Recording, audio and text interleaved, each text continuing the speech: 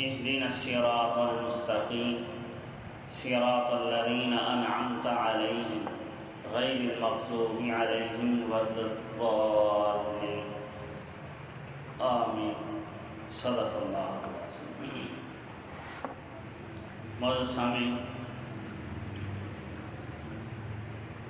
سورہ فاتحہ کی ان آخری 2 آیات کے اندر اللہ رب العزت سے رشد و ہدایت اور صراط مستقیم کی دعا کی گئی۔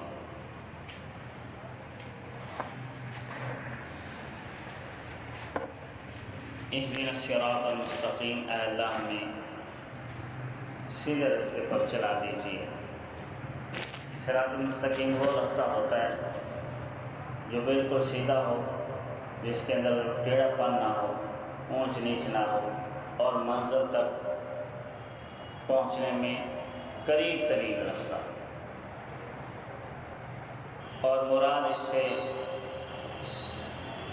دین اسلام، شریعت مطہرہ ہی ہے کہ اللہ ہمیں شریعت اور دین کی طرف چلا دیجیے، رہنمائی کر دیجیے، کیونکہ دین ہی انسان کو منزل مقصود تک پہنچا سکتا ہے۔ دین کے راستے سے ہٹ کر انسان کسی بھی کام کے لیے کوئی محنت کر لینا منزل تک نہیں پہنچ سکتا۔ ٹیڑھے میڑھے راستے ہوں گے اور انسان تھکاوٹ کا، مشقتوں کا شکار ہو جائے گا، منزل اس کو نہیں ملے گی۔ اور دین کے راستے پر چلتے ہوئے اگر تھوڑی مشقت اس کو ملے گی، لیکن منزل بہرحال اس کو حاصل ہو جائے گی۔ دنیا اور آخرت کی فلاح اسی دین کے راستے پر چلنے میں ہی انسان کی، صرف ایک فرد ہو یا پوری جماعت ہو، کوئی انفرادی کام ہے یا اجتماعی کام ہے، جب اس میں قرآن و سنت کا بتایا ہوا راستہ لے لیا جائے گا تو انسان فلاح کو اور کامیابی کو پا جائے گا۔ ہدایت کے 2 معنی آتے ہیں۔ اہدنا الصراط المستقیم میں جو کہا گیا ہے اللہ ہمیں ہدایت عطا فرما دیجیے، صراط المستقیم پر چلا دیجیے۔ ایک آدمی بھٹکا ہوا ہو تو اسے راستے کی ضرورت ہوتی ہے، یہ ہدایت کا پہلا معنی ہے، راستے کا دکھا دینا۔ اور ایک آدمی کو راستے کا تو پتہ ہے لیکن اس کو اس بات کا ڈر ہوتا ہے کہ کہیں میں ڈگمگا نہ جاؤں، اس راستے سے چلتے ہوئے کسی اور طرف نہ چلا جاؤں، تو اس کو استقامت کی ضرورت ہوتی ہے۔ تو اہدنا الصراط المستقیم میں بھٹکے ہوئوں کو راستے کی تلاش ہے، اور جن کو راستہ ملا ہوا ہے ان کو استقامت کی ضرورت ہے۔ اللہ ہمیں اس پر تا دم حیات، مرتے دم تک اس پر استقامت عطا فرما دی۔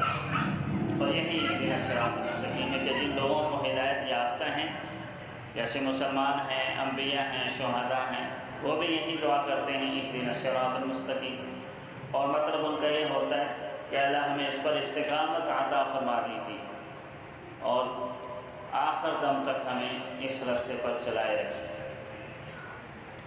ایک ہندو نے کسی عالم کے سامنے اعتراض کیا کہ ہدایت تو مسلمانوں کے نبی کے پاس نہیں تھی، تو وہ مسلمانوں کو اس نے ہدایت کیا دینی؟ انہوں نے کہا یہ بات آپ کیا کریں، کہ نبی بھی تمہارا یہ دعا کرتا ہے اہدنا الصراط المستقیم، اللہ مجھے سیدھا راستہ دکھا دیجیے۔ تو ہمیں اس کے پاس نہیں تھی، وہ خود اللہ سے مانگ رہا۔ تو وہ عالم فرمانے لگا پہلے صراط مستقیم طے تو کر لیں، صراط مستقیم ہے کیا؟ ہمیں تمہارے نزدیک تو صراط مستقیم وہ بت تک پہنچنا ہے، وہ بت رکھا ہوا ہے، اس تک تمہاری پہنچ ہے، اس تک پہنچ گیا تو تم سمجھتے ہو ہم ہدایت پا لی، اور ہمارے نزدیک صراط مستقیم خدا تک پہنچنا ہے۔ تو خدا تک پہنچنے کی بڑی منزلیں، جب انسان قرب الہی کی ایک منزل طے کرتا ہے تو وہ اگلی منزل کی دعا کرتا ہے اہدنا الصراط المستقیم۔ ہر آدمی اپنے حیثیت کے اعتبار سے وہ دعا کرتا ہے، تو نبی کا جو مقام اور مرتبہ ہے روز بروز اس میں اضافہ ہوتا ہے، اور روز بروز اگلی منزل کی وہ دعا کرتا ہے۔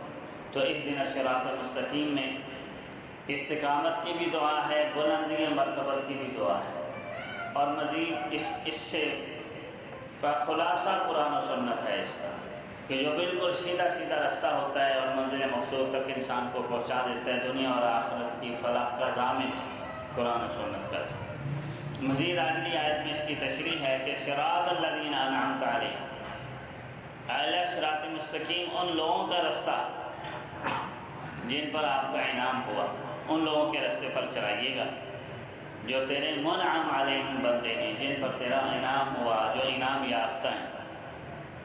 غیر المغضوب علیہم، ان لوگوں کے رستے پر نہ چلائیے گا جن پر تیرا غضب اترا، جو تیرے غضب کا شکار ہو گئے، ولا الضالین، اور نہ گمراہوں کا بھٹکے ہوئے لوگوں کے رستے پر بھی نہ چلائیے۔ اب صراط مستقیم تو قرآن و سنت کا ہی راستہ ہے، لیکن اللہ رب العزت نے انسانوں کے اوپر مزید یہ شفقت فرمائی ہے کہ اس کے عملی نمونے دنیا کے اندر بھیجے کہ قرآن و سنت کے عملی نمونے ہیں، اور وہی عملی نمونے انعام یافتہ لوگ جنہوں نے قرآن و سنت کو اپنا لیا، سمجھ لیا، اس پر عمل پیرا ہو گئے، تو وہ انہی پر اللہ کا پھر انعام بھی اترا۔ اور اس کی صراحت